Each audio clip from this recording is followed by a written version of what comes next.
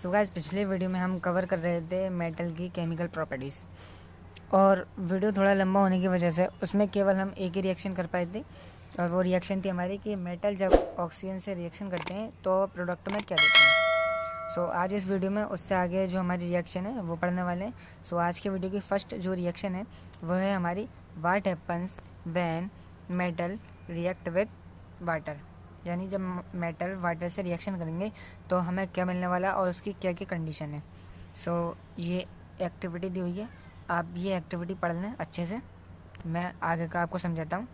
और यहाँ कुछ सेटअप दिया हुआ है, ये सेटअप दिया हुआ है जिसकी मदद से आप यहाँ जो हम रिएक्शन करने वाले हैं वाटर की, वो इसी सेटअप की मदद से करने वाले हैं। सो देखते हैं। Metal react with water and produce a metal oxide and hydrogen gas. जब मेटल वाटर से रिएक्शन करेंगे तो वो क्या प्रोड्यूस करेंगे? Metal oxide, hydrogen gas. ठीक है। Metal oxide that are soluble in water, जो मेटल ऑक्साइड हमारे अगर वाटर में सॉल्यूबल हैं और उनको जब हम वाटर में डिजोल्व करेंगे तो फर्दर क्या फॉर्म करेंगे? Metal hydroxide.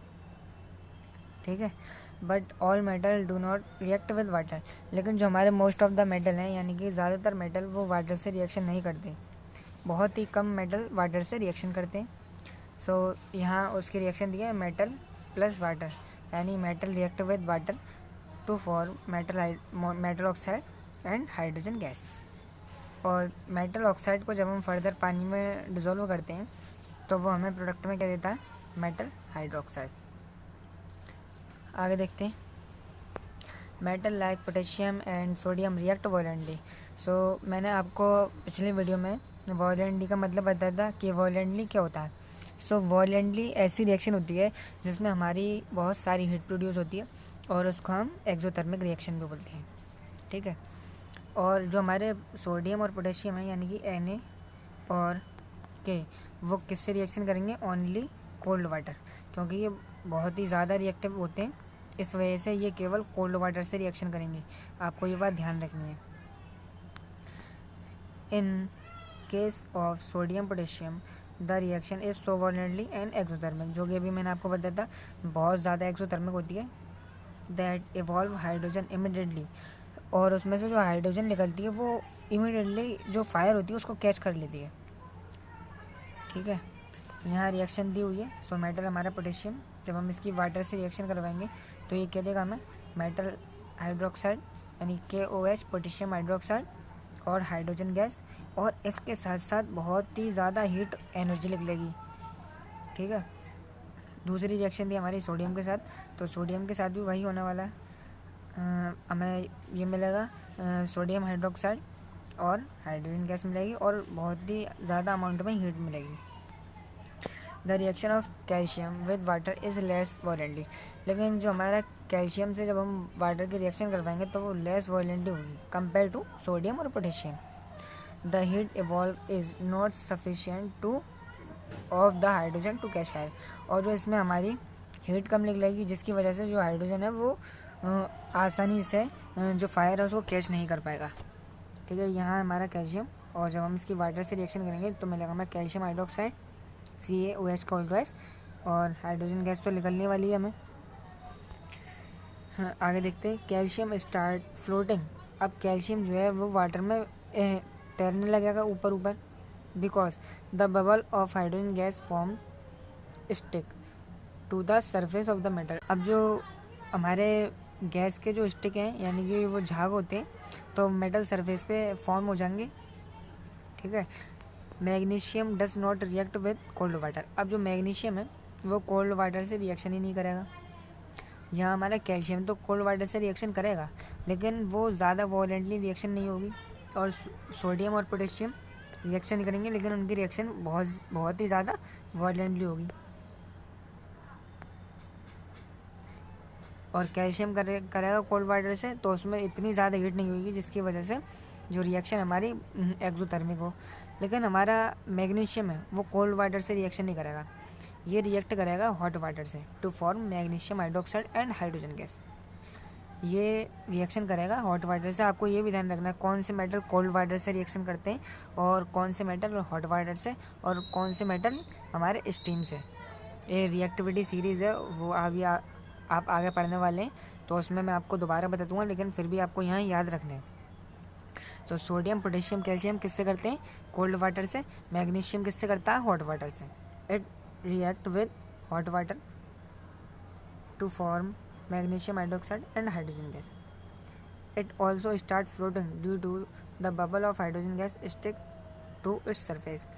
और ये मैग्नीशियम जो है फ्लोट करना स्टार्ट कर देगा। कैल्शियम भी फ्लोट कर रहा है, मैग्नीशियम भी फ्लोट करेगा। जो कैल्शियम में हो रहा है वही मैग्नीशियम में भी होगा, लेकिन फ़र्क सिर्फ इतना है, कैल्शियम जो है वो कोल्ड वाटर से रिएक्शन करेगा, मैग्नीशियम हॉट वाटर से रिएक्शन करेगा। Metal like aluminium, iron, zinc do not react either with cold और हॉट वाटर। अब एल्यूमिनियम, आयरन और जिंक ना तो कोल्ड वाटर से करेंगे और ना ही हॉट वाटर से, but they react with steam. Steam बोलते हैं हम भाप को, उसमें भी तो हमारा वाटर ही होता है, वाटर के molecule, to form metal oxide and hydrogen gas.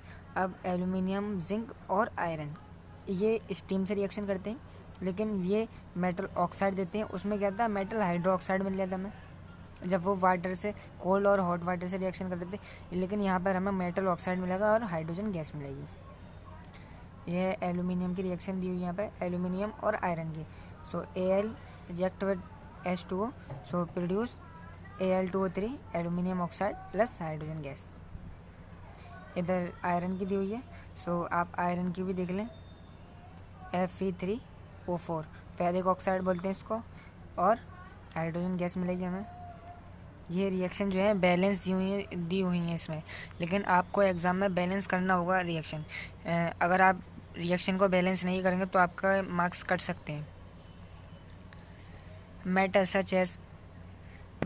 Such as lead, copper, silver, gold do not react with water at all. अब जो हमारे बचे हुए मेटल हैं रिएक्टिविटी सीरीज़ के, lead and copper, silver, gold, ये ना तो हॉट वाटर से करेंगे, ना कोल्ड वाटर से, और ना ही स्टीम से। ये रिएक्शन ही नहीं करने वाले, ठीक है। सो अब आगे देखते हैं। अब जो हमारी आज की दूसरी रिएक्शन है वो है what happens when metal react with acid. अब हम पढ़ने वाले हैं कि मेटल जो है हमारे एसिड से रिएक्शन करेंगे तो हमें क्या प्रोडक्ट मिलने वाला है और उसकी क्या क्या कंडीशन है। So you have already learn that metal react with acid to give salt and hydrogen gas. ये आपने कौन से चैप्टर में पढ़ा था, ये मुझे आप कमेंट करके बताएं। चलिए मैं आपको बता देता हूँ, ये आपने पढ़ा था केमिस्ट्री के सेकंड चैप्टर में, जिसका नाम था एसिड बेसिस सॉल्ट। तो उसमें हम केमिकल प्रॉपर्टीज़ एसिड की पढ़ रहे थे। तो उसमें पहली रिएक्शन थी मेटल रिएक्ट विद एसिड, तो वो हमें क्या देते थे? सॉल्ट और हाइड्रोजन गैस। अब तो याद आ गया होगा आपको। So metal react with dilute acid, salt और hydrogen, but do all metal react in the same manner.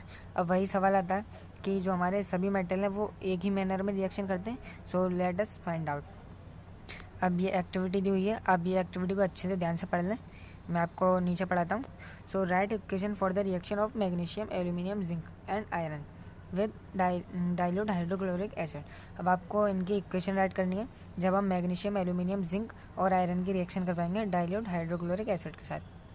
So hydrogen gas is not evolve when a metal react with nitric acid. So हमारा जितने भी हमारे metal हैं acid से reaction करेंगे तो hydrogen gas मिलेगा, ठीक है, और क्या मिलेगा? हमें सॉल्ट मिलेगा। लेकिन एक एसिड हमारा ऐसा है जिसमें हमें हाइड्रोजन गैस नहीं मिलेगी। वो एसिड कौन सा? हमारा नाइट्रिक एसिड, और उसका फार्मूला क्या होता है? HNO3। ये नाइट्रिक एसिड का फार्मूला है, आप लर्न कर लें इसको अच्छी तरीके से। और ये क्वेश्चन एग्ज़ाम में बहुत बहुत बार पूछा गया है, मैनी टाइम्स, और इसीलिए पूछा जाता है कि ऐसा कौन सा एसिड है, लेकिन उसमें ऐसे नहीं लिखा होता जिस तरीके से मैं आपको बता रहा हूँ। उसमें प्रॉपर मैनर में लिखा होता है कि which of the metal which does not evolve hydrogen gas.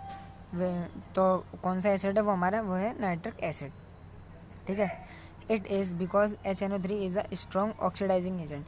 और ये किसके लिए, ये क्यों होता है? क्योंकि जो हमारा नाइट्रिक एसिड है यानी HNO3, ये स्ट्रॉन्ग ऑक्सीडाइजिंग एजेंट है। It oxidise the H2 to produce water. अब ये ऑक्सीडाइजिंग एजेंट का मतलब क्या है?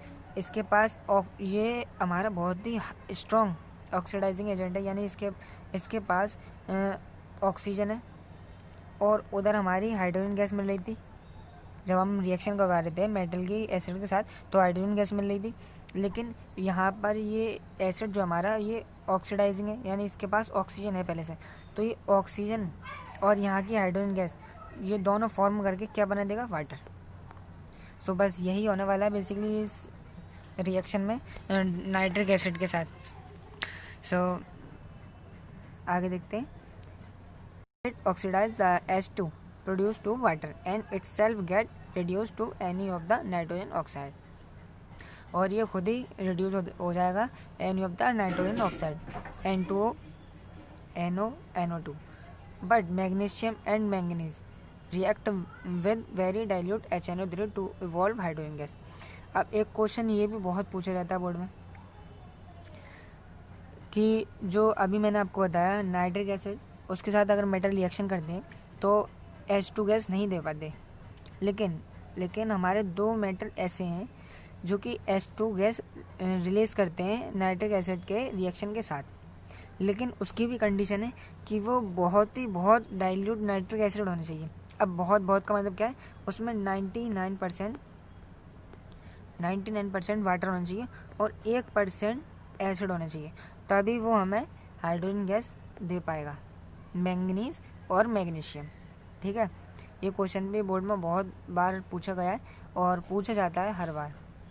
You must have observed in activity 3.11 that the rate of formation of bubbles was the fastest in the case of magnesium। अब magnesium के case में क्या होता है, जो बबल्स है बबल फॉर्मेशन बहुत ही फास्टेस्ट होता है। The reaction was also the most exothermic in this case, और इस रिएक्शन को हम मोस्ट एक्सोथर्मिक रिएक्शन भी कहते हैं। The reactivity decrease in the order magnesium, aluminium, zinc and iron. So इनकी ये रिएक्टिविटी है कि मैग्नीज जो है हमारा वो एल्यूमिनियम से ज़्यादा रिएक्टिव है, और एल्यूमिनियम जिंक से ज़्यादा रिएक्टिव है, और जिंक जो है हमारा वो आयरन से ज़्यादा रिएक्टिव है। In the case of copper no bubble were seen and the temperature also remain unchange. अब हमें कॉपर के केस में बबल्स नहीं दिखने वाले, और जो टेम्परेचर है वो टेम्परेचर हम उसमें चेंज नहीं करने वाले। This show that copper does not react with dilute HCl। सो ये हमें क्या शो कराता है, ये हमें क्या शो कराता है कि जो हमारा कॉपर है वो डाइल्यूट HCl के साथ रिएक्ट ही नहीं करने वाला। अब हम पढ़ने वाले हैं एक्यूरेजिया के बारे में कि एक्यूरेजिया क्या होता है। एक्यूरेजिया, पहले मैं आपको इसकी थ्योरी पढ़ा दूं, फिर आपको मैं समझाता हूं कि एक्यूरेजिया होता क्या है। लैटिन में हम एक्यूरेजिया को बोलते हैं royal water. Is a fresh prepared mixture of concentrated hydrochloric acid and concentrated nitric acid in the ratio of 3:1. It can dissolve gold even though neither of these acids can do so alone. Aquaregia is a highly corrosive fuming liquid. It is one of the few reagents that is able to dissolve gold and platinum. अब इसका मतलब क्या है, देखिए एक्यूरेजिया को मैं अगर आपको सीधे लफ्ज़ों में बताऊं तो एक्यूरेजिया सॉल्यूशन होता है एक, जिसमें वन पार्ट होता है हाइड्रोक्लोरिक एसिड का और 1 पार्ट होता है नाइट्रिक एसिड का। ठीक है, ये दोनों होते हैं, इनका मिक्सचर होता है, और इनका रेशियो होता है कि उसमें 3 पार्ट हाइड्रोक्लोरिक एसिड का होगा और 1 पार्ट नाइट्रिक एसिड का होगा। 3:1 यूज़ क्या है। इसका यूज़ ये है कि आपने देखा होगा कि आपके जो घर में गोल्ड और सिल्वर की ज्वेलरी होती है, कुछ टाइम बाद उसका जो कलर होता है वो डल पड़ जाता है और उसकी जो शाइनिंग है पहले जैसी नहीं रहती।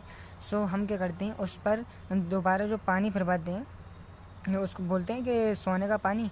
वो हम उसके ऊपर फिरवाते हैं, तो उसमें क्या होता है, उस सॉल्यूशन में जैसे ही हम उसको डालते हैं वो हमारा दोबारा से वैसी शाइनिंग करने लगता है, और उसकी जो डलनेस होती है वो अब लस्टर में बदल जाती है और वो बहुत ही शाइनिंग देने लगता है। ये होता है एक्यूरेजिया।